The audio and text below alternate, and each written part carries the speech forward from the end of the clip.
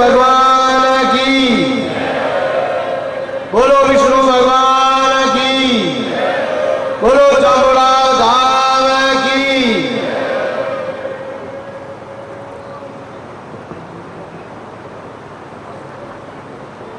आज के इस समारोह के मुख्य अतिथि विश्व समाज के संरक्षक विश्व रतन कुलदीप जी साहब, अपने रामानंद जी गुरु जी के चरणों में नमन, भगवान दास जी के चरणों में नमन और सभी साधु संतों के चरणों में नमन। आदरणीय बाबाराम जी, आदरणीय अपने आज की अध्यक्षता कर रहे पी चौधरी साहब, तो पूर्व केंद्रीय ऊर्जा मंत्री देवड़ा और हाल में एमपी है पाली, और लाइटा का तो सौर ऊर्जा का बहुत ही भारी, मतलब आमने जाल लाट खिचड़ी वगैरह जटे थाल पड़ी बटे कंपनी वालों रिश्वत तो ली गोरी के भाई लाइट एक दो जगह जगह सौर ऊर्जा।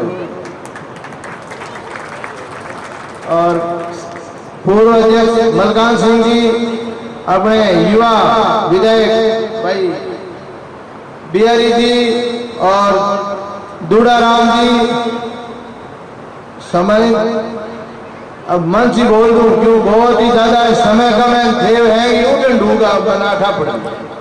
पहली तो विशेष तौर पर बहनों, मेरे घराड़ियों ने छोड़ लाल मेरे बहनों निवेदन है, और आप सबको निवेदन है कि पूरी भाषण सुन लो। आ रहा हूँ, कुलदीप जी को भाषण सुनना है, पीपी साहब को सुनना है, रामानंद जी ने सुनना है। मैं तो आज पढ़न बोलूंगा।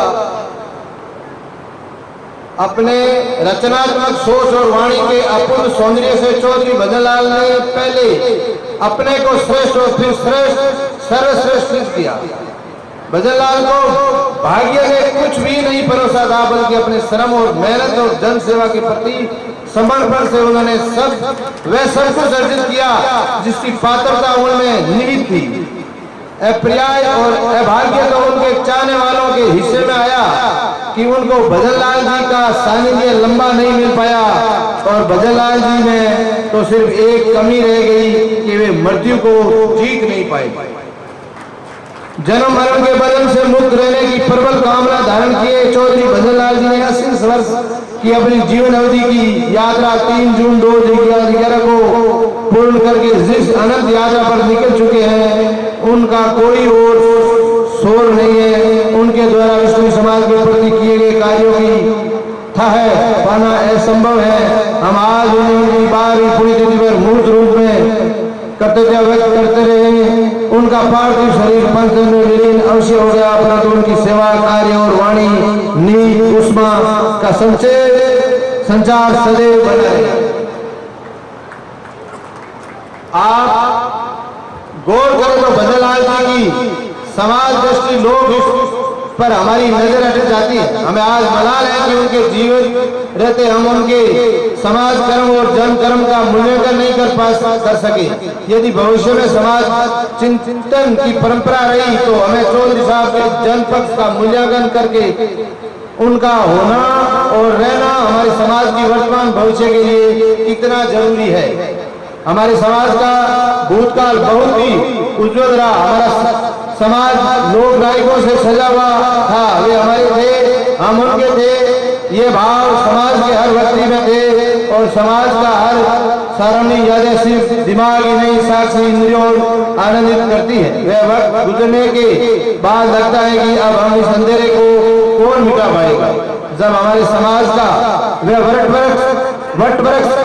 वह बरगद का पेड़ गिरा था, हम सबको लगा था कि घर और घोंसले तो सिर्फ पक्षियों के उठते हैं, हम तो जहाँ हैं वहीं रहेंगे, हमारी तो सिर्फ छाया ही छीनी है। फिर पता चला कि उन्होंने तो घोंसले बना लिया और हमारा तो सब कुछ लुट गया, बिखर गया। और समाज चिंतनशील बुद्धिजीवियों ने दर्शन की बातों का भरोसा समाज को दिया कि समय पर इंसान के लिए दूसरी जगह से बढ़ता है। अतीत को याद करने की ओर से भविष्य की कल्पना करने के हमारे तरीके अलग होते हैं। जीवन बार बार नए बदलता है, पुराने को लाल कर नए में प्रवेश करता है, कोई नया मिलेगा हम सपन समझ की कल्पना में जकड़ी है।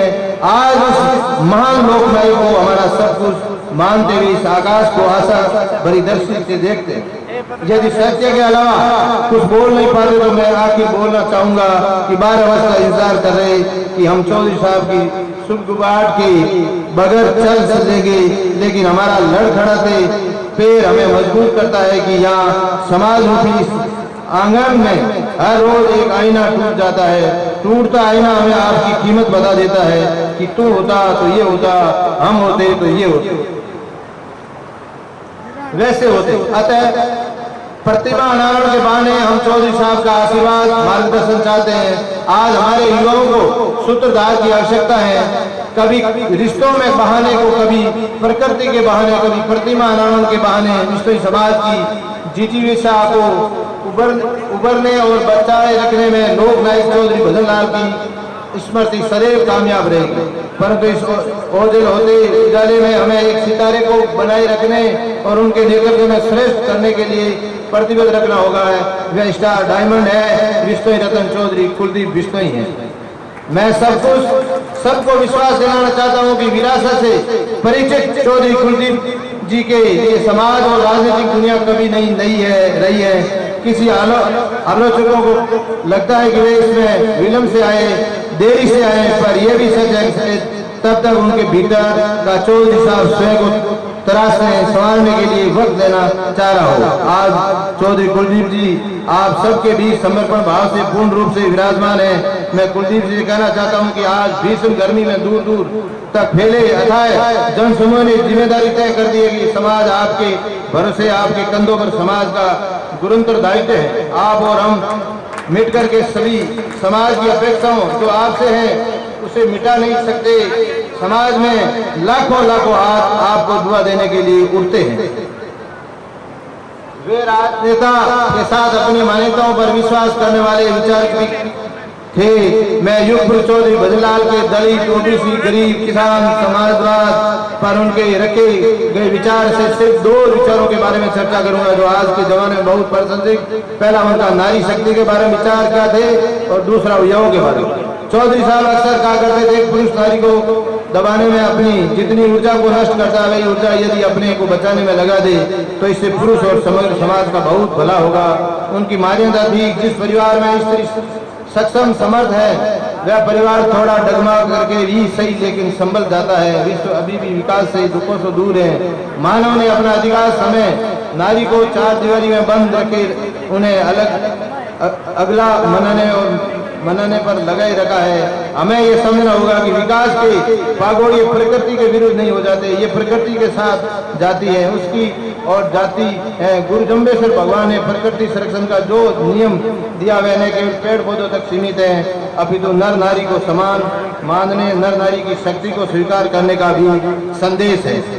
विश्व की स्त्रियों की कुल संख्या विश्व की कुल संख्या के लगभग आधे हिस्से की रचना करती है।